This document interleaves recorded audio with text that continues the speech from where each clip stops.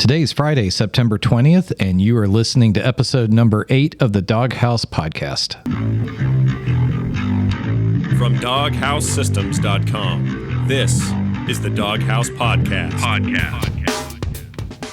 All right, we'd like to welcome everybody back. Again, this is episode number 8, and once again, today I've got Abby and Lorenzo joining me. Welcome back, guys.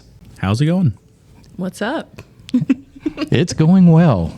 Well, I'll tell you what, today in our podcast, we are going to be going over some things such as Intel coming out with Lunar Lake, the family of processors that are going to be competing against ARM. And we've got some fun things to talk about that. Abby, you've got quite a few games that you're going to be going over. Yeah. So it's going to be looking forward to that. And then in Pack Talk, one of our existing customers, George from California, he had some great questions that came up, and both he and Lorenzo had some good discussions this past week. So we thought this would be a good opportunity to put that stuff out there. But right before we get into all of that, I just want to kind of go over this last week.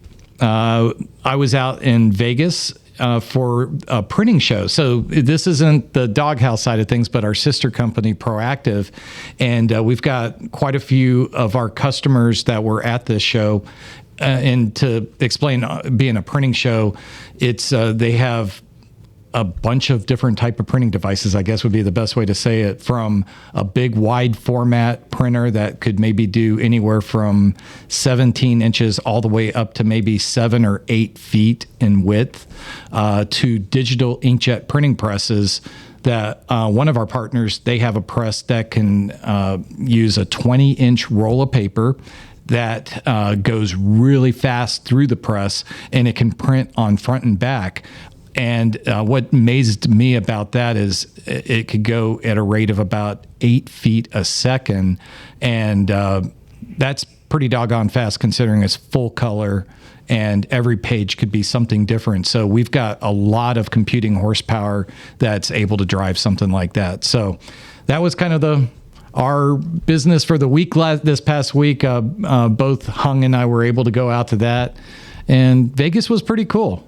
Did you guys gamble while you were there? For about 10 minutes. That's okay.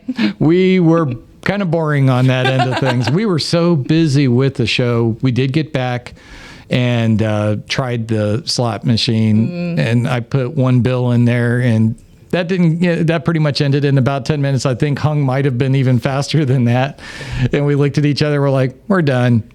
Sometimes you get lucky on the slot machines and sometimes you don't. I never. And most of the time it's you don't. Exactly. And I don't really have any interest in it. So it's more of just kind of being able to see everything out there. And we were hoping it might have been a little cooler. And it seems like we're always talking about temperatures, but it was hot out there.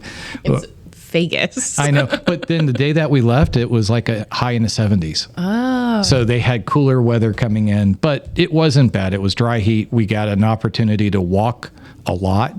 Hung at one point is like, hey, let's go over to the Bellagio.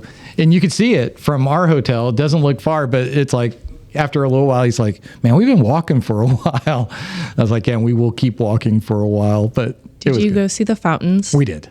We did. I want to go so bad just to see them. You've never seen them before? I've never been to Vegas. Oh, you definitely should go out there and check it out sometime. It was pretty cool. All right, as we're getting into Bark Bits for this week, we are talking about Intel launching Lunar Lake. And so earlier this month, Intel did launch Lunar Lake, also known as Core Ultra 200V. ARM has traditionally had a leg up over Intel when it's come to battery life and performance. And even counting other CPU manufacturers, oftentimes they would consume anywhere from 50 to 70% less energy. But now the successor to Meteor Lake family of CPUs with Lunar Lake, they've made huge strides with increased CPU horsepower. The graphics performance, according to Intel, has also gone up quite a bit. And the one thing that's kind of been an Achilles heel, in my opinion, Intel versus ARM, is when it comes to battery life. And that's where Intel is saying they're making huge strides. What are your thoughts on that, Lorenzo? Yeah, Lunar Lake looks like a pretty big upgrade over what we've had in previous years. So something to keep in mind for this platform is it's mobile first and tuned for efficiency and battery life, not necessarily highest performance. So you're getting 4 E-cores and 4 P-cores on all the SKUs, regardless of which one you choose. The Core Ultra 7 258V, which is kind of a mouthful, seems to be the sweet spot. It's equipped with 32 gigabytes of memory and 8 GPU cores. Those are going to be the Xe2 based on Intel's next generation Arc platform. The memory on these is integrated into the SoC, or the socket on or system on a chip, so it can be upgraded, and you purchase what you need at the time of buying your system. You can't upgrade anything minus probably storage after the fact. Gotcha. The Wi-Fi is also fully integrated, which is how they're able to drive power consumption so low. In terms of power consumption, these chips are at the very minimum drawing 8 watts. They're configurable up to 17 watts. And the highest end CPU, the Core Ultra 9 288V, and it's going to take me a while to memorize all these new models, has the power envelope increased to 30 watts, which means higher clocks for a longer duration because it can draw nearly twice as much power as the rest of the stack. Wonder what kind of impact that higher end one might have in terms of battery life. That'll depend on the system integrator. So whoever's manufacturing the laptop can configure it anywhere from that 8 up to 30 watts. And I wouldn't be surprised to see this chip performing very similarly on battery life to the rest of the stack, just because they have the option to let it boost up to that 30 watts for small amounts of time for a really bursty workload. So opening a document, surfing the web, you're not continually loading data all the time. Right. And this isn't really a platform that you're going to want to game on. Right. Now, with that said, I was a day one adopter of the Steam Deck and the ROG Ally, not the MSI Claw, which uses the previous generation Meteor Lake. I'd be very interested to see a handheld gaming platform using this, just because of that increased performance from the second generation Arc Xe2 cores. Yeah. Yeah, I haven't seen anything announced, but that'd be something pretty interesting to take a look at. Yeah, absolutely. And I'm curious, with Microsoft, they recently came out with the new Surface Pro that is based on an ARM processor.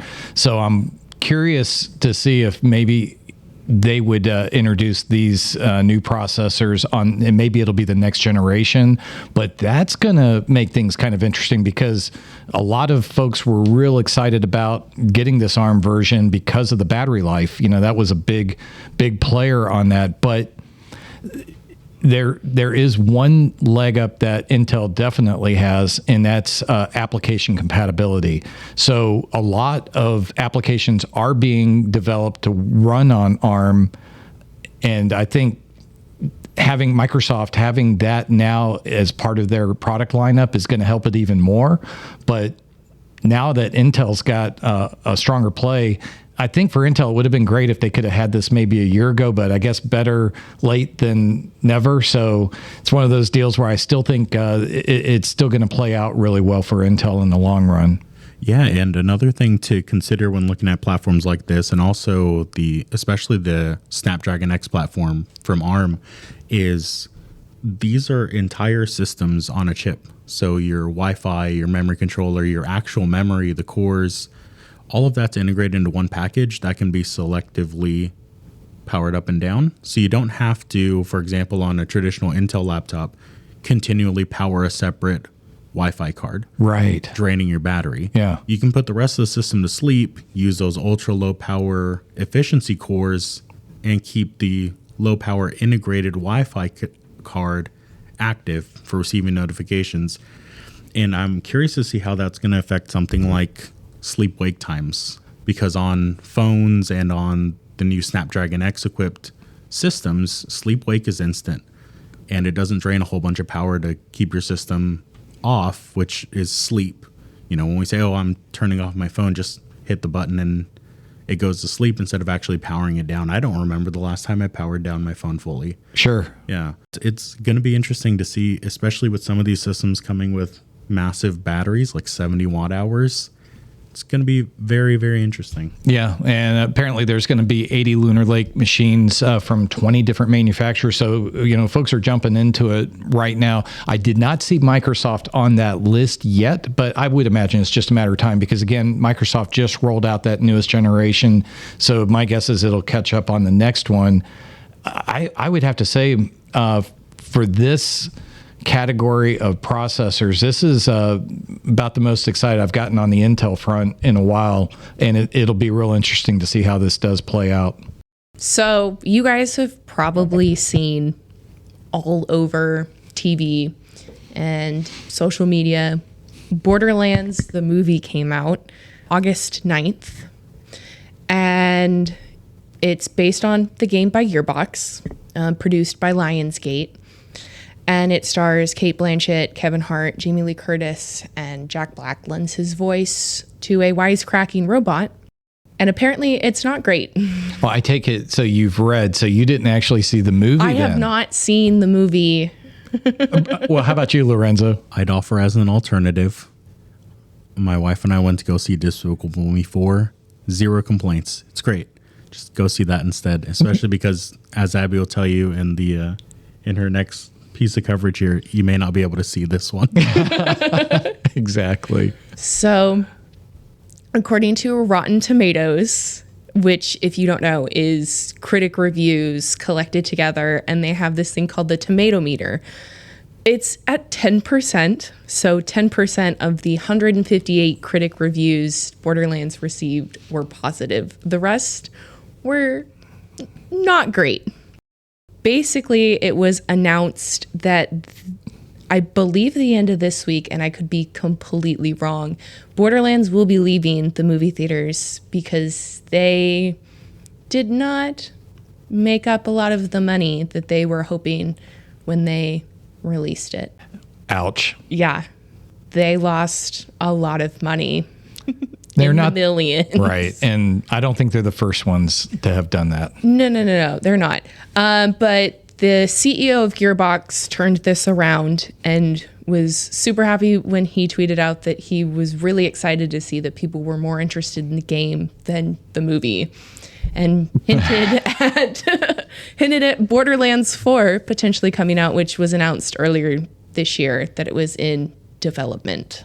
So they're silver lining, I guess. Yeah. But that being said, they have, where they might not have a great track record with the box office, they have an incredible record when it comes to game development. They make some really good games. So everyone's super excited to see what Borderlands 4 has in store.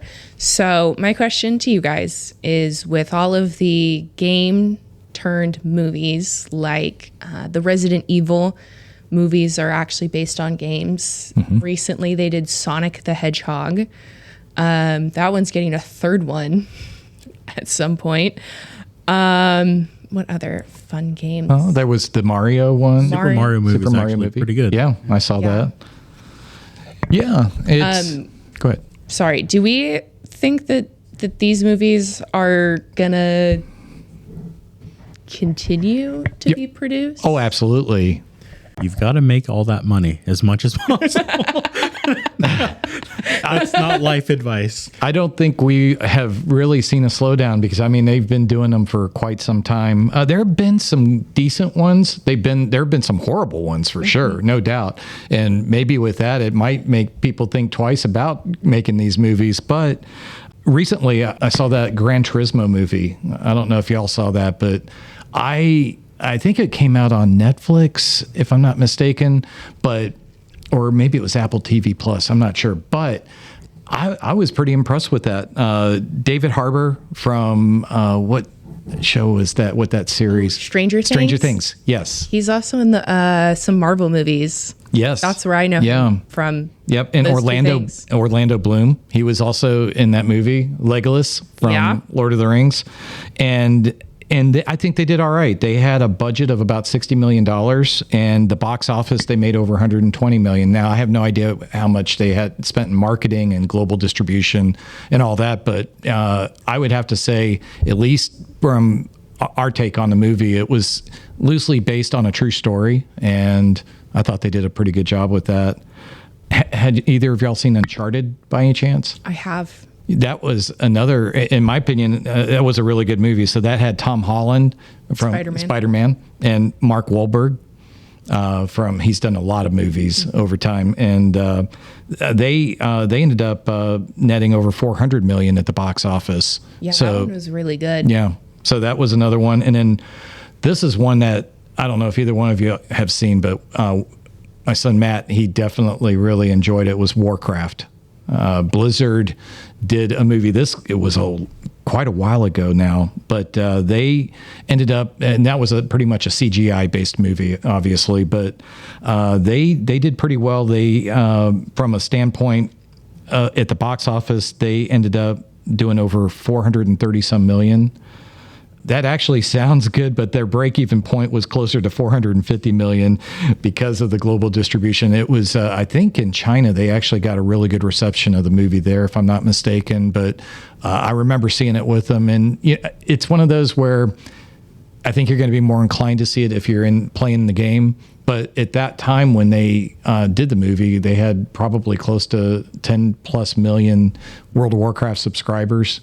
So I think they had a pretty captive audience, but that was an interesting experiment because their designers do such an incredible job in game with the cinematics, and they were able to carry that over to the film. And I thought they did a really nice job with it.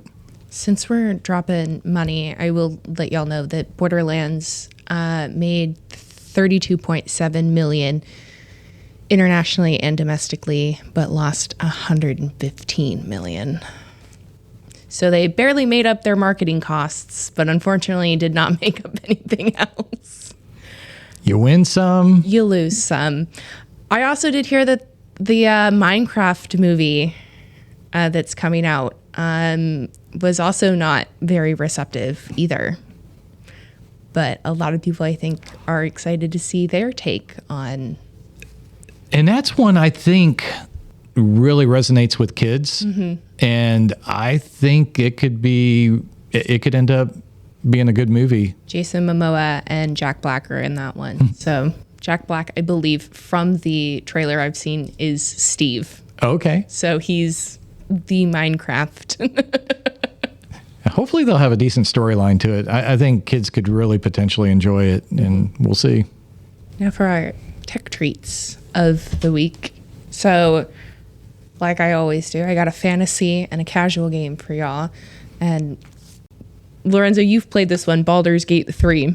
Highly recommend it, yeah. So if you don't know Baldur's Gate 3, gather your party and return to the Forgotten Realms in a tale of fellowship and betrayal, sacrifice and survival, and the lure of absolute power. Mysterious abilities are awakened inside you, drawn from a mind flayer parasite planted in your brain. Resist and turn darkness against itself, or embrace corruption and become ultimate evil. Please note there is a mature reading content on this one. And Lorenzo did resist, and he turned darkness against itself. I did, yeah. Unlike Waldo. I haven't done an evil playthrough. I think that's what Waldo did. Yeah. That game has done really well, especially when you compare it to the Borderlands movie. That's a low blow. That's a low bar. Low bar. That one hurt. So the game came out last year, and it has sold over 10 million copies. That is pretty awesome. Yeah. And has gotten incredible ratings. I mean, I've never seen a bad review of the game. The reviews on Steam are overwhelmingly positive, and it's currently $59.99 on Steam. I would suggest waiting and catch it on sale, though, because we're getting close to Black Friday. I think it's a game people ought to get. Just wait a little bit, catch it on sale. Mm-hmm. All right, so our casual game of the week is Crab Champions. Claw your way across exotic islands, combining fluid movement with fast-paced combat to become a crab champion in this third-person shooter with roguelike elements. You're just a crab, causing chaos. Better than spiders, right? Better than That's spiders. exactly where my head went as far as the World of Warcraft fix for you. I think Waldo told us he played on the mod. Crab Champions was released April 1st of 2023. So happy April Fool's Day to y'all. Has overwhelmingly positive reviews and is currently $9.99 on Steam. Hey, so you've got some games that you're going to talk about because we are once again getting into the epic games of the week, the free games of the week. Yeah, we are. There's a couple of good ones this week. There are a couple of good ones. Tome Photo Adventure. Set off on a delightful expedition and use your photographic eye to uncover the mysteries of the magical tome in this hand-drawn adventure game. Chat with quirky characters, solve their problems by snapping neat photos, and make your way through a relaxing landscape. So you can take photos with your camera to solve puzzles, listen to chill beats, and take in your surroundings, and again, meet some quirky characters and help solve their problems. The second free game is The Last Stand Aftermath. From the creators of The Last Stand Union City comes a new single-player roguelite action adventure. After you are infected by the zombie virus, set out to explore the apocalypse and find hope for your colony. You can make a difference. Don't give up. Please note this one also has a rating of mature 17+. Well, out of the two games, I would only imagine, or I'm picturing you getting into one of them. I think it'd be the first one. I don't like zombie virus games.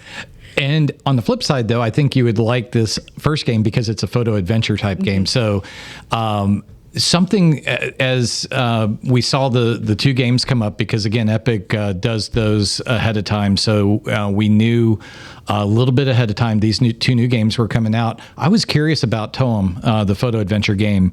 And I will have a link in there. There is a YouTube video that I checked out, and there's this two guys. They do this videos each week, and basically do these mini reviews. And they did a review on this game, and they both basically gave it thumbs up. I think on the second game, The Last Stand, it was mixed between the two guys, but the name of their YouTube channel is Should You Play It? And as at least recently, they've been doing mini reviews for those games. So we'll start including those links as well. The two guys are pretty funny, but they're really short. In fact, this Toem review is only a little over 3 minutes, but you guys may want to check it out before you decide to go ahead and get it for free. Well, thank you, Abby. And I think we'll go ahead and move on to the third and final segment, Pack Talk. And this is one where we mentioned earlier, we had George from California. He is an existing DogHouse customer. But a couple weeks ago, he wrote in with some upgrade questions on one of his Armor desktop computers. And these were really good questions. And we thought that some of you guys might benefit from us going over them. We reached out to George. He said he was perfectly happy with us discussing this on the podcast. But he had written to us saying, I'm considering some upgrades for my DHS system. I recently started playing World of Warcraft again, and I noticed that my frames per second for recent expansion content drops off occasionally. That is, in the new zones with advanced graphics, it might dip into the 30s and 40s. But this is using mostly ultra settings in the WoW interface. And he went on to say, I still have the NVIDIA GeForce RTX 2060, which came with my Armor ES in late 2019. I don't think anything's wrong with it. The device manager reports it's operating properly, and I still get FPS in the hundreds at times. Assuming my machine is working properly, I'm considering upgrading my GPU and maybe the memory from 16 gigs to 32 gigs, since he still had 2 open slots. So he was asking, do you guys have any recommendations that could fit in my machine well? I'll eventually get a new DogHouse system at some point, but maybe I should extend the life of this one for a while longer. Yeah, great questions, and sort of an example of the way that we handle support here at DogHouse. When you buy your system, you get lifetime free support, whether that's using the system exactly as we sold it to you or upgrading it down the line. We're happy to help you and advise you on those upgrades. Exactly. Yeah, full transparency. We didn't ask George to buy these components from us, the ones we're going to talk about in the upgrade. We just told him, hey, here's what we would do in your situation. So after having George send in a couple of screenshots of his system resource utilization, we saw that his VRAM and system memory were both being completely maxed out after about an hour of gameplay. So first he asked if he should go from 16 to 32 gigs. And after a couple more messages back and forth, he said, well, if I can go 32, how about I just get 2 kits of that and go to 64? And we recommended just buy a kit of two 32 gig DIMMs for a total of 64 gigs of RAM. And that gives him the option to upgrade in the future to 128 if he wants to. That's right. And then we also recommended for him to upgrade to the RTX 4070 Super, which we feel is a great, excellent sweet spot on the performance scale, especially for the price, and has 12 gigs of VRAM as opposed to the 6 that were on his previous card. And we don't have exact numbers yet, but he did message us saying the upgrades were great. Yeah, I think he was getting some really good frame rates at that point. Maybe we'll get some more specifics once he gets to settle in. But yeah, it was a good opportunity because I think he was also wanting to update the BIOS on his motherboard. He was wanting to upgrade from Windows 10 to 11. And our folks are able to help assist him step by step through that process. And like you said earlier, it was an opportunity to breathe some new life into an existing system, and this may get him another few years of some serious gameplay. So in that situation, we were more than happy to do that. That's we love when we can help our customers out like that.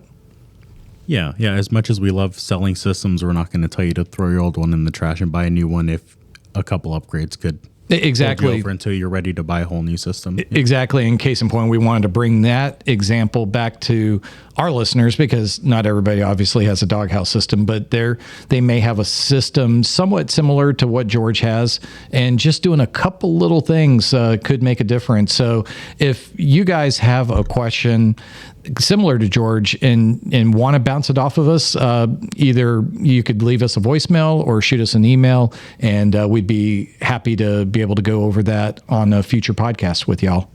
So we had a giveaway. We did. And I believe you've already picked out the winner, and we've already got everything shipped off. It was very successful. It was a very successful giveaway. So if you missed it, we posted it on our socials last Friday. That Ian, aka Funch the Gnome Warlock, won our giveaway. So he won the 60-day time card for World of Warcraft, and then he chose an Alliance mug and keychain.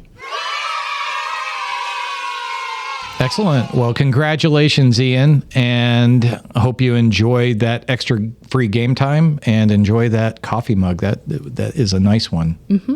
Very nice. So I think this wraps us up, guys, for yet another episode. Abby, would you do the honors once again of how folks can get a hold of us? Of course. You can email us at podcast@doghousesystems.com. You can leave us a voicemail at 214-810-4347, or you can DM us on social media, Instagram, Facebook, X, and Threads at DogHouse Systems. I hope all you guys have a wonderful upcoming weekend, and you guys stay cool because I think we will have one more warm weekend. Hopefully we get some relief here after that. I think next week the high is supposed to be in the 80s, which will be so nice. It'll be nice and welcome for sure.